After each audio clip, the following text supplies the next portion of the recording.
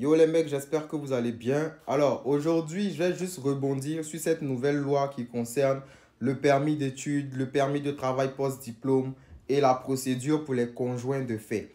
Je sais, vous avez vu un peu partout qu'on dit que l'immigration a décidé d'accorder seulement 360 000 permis d'études en 2024.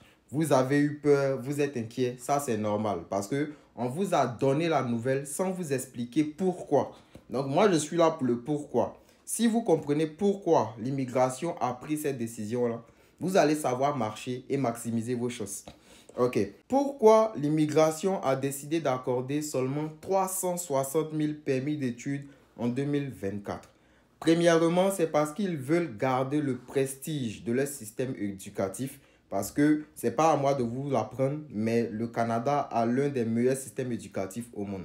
Et deuxièmement, c'est pour stopper un peu la cupidité de certains établissements. Pourquoi je dis ça? Parce que en vrai, ici, là, les établissements sont en quelque sorte autonomes au niveau des finances. Vous voyez, donc c'est chaque établissement qui se gère financièrement. Donc, certains établissements ont augmenté le nombre d'étudiants étrangers qu'ils doivent prendre normalement. C'est-à-dire, s'ils devaient avoir 10 000, ils sont allés à prendre jusqu'à 15 000, 20 000.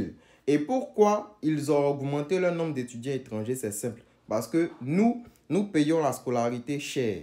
Donc, c'est ce qui leur permet de faire rouler leur caisse. Parce que les Canadiens, en vrai, ils payent presque rien. Donc, c'est nous qui alimentons les caisses, en fait.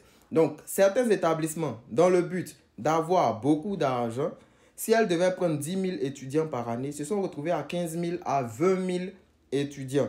Et ça a un impact. Parce que beaucoup d'étudiants, si on dit il y a beaucoup d'étudiants, forcément, il y aura une diminution de la qualité de formation.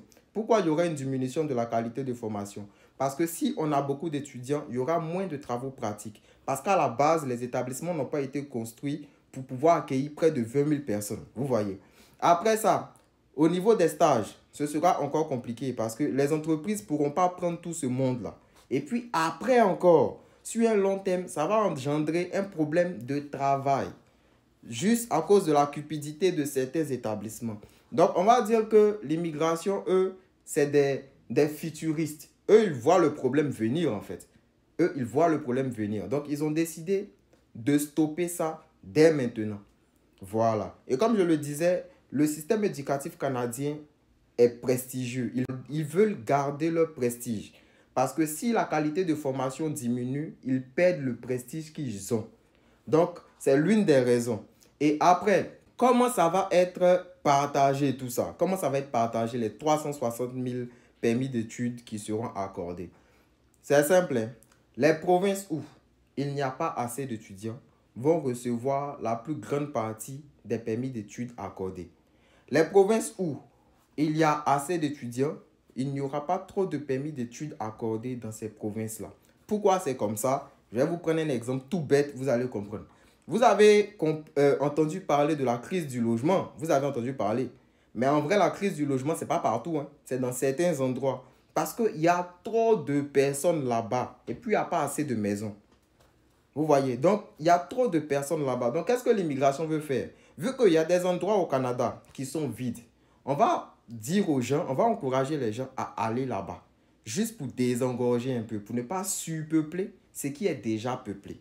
Donc, vous, si vous êtes intelligent, lorsque vous allez faire votre demande de permis d'études, renseignez-vous sur les provinces où il n'y a pas assez d'étudiants étrangers. Parce que c'est là-bas que les permis d'études seront accordés en masse. Actuellement, ils ne veulent pas surpeupler là où il y a déjà beaucoup de personnes. Toi, tu viens étudier à Montréal, au Québec. Quand je dis Québec, je parle de la ville, pas de la province. Donc, tu viens étudier à Montréal ou à Québec, dans des endroits où c'est saturé. Sois sûr que tu compromets tes chances d'avoir un permis d'études, c'est clair. Parce que le but en faisant ça, c'est de désengorger, de remplir d'autres parties pour que ce soit un peu équitable.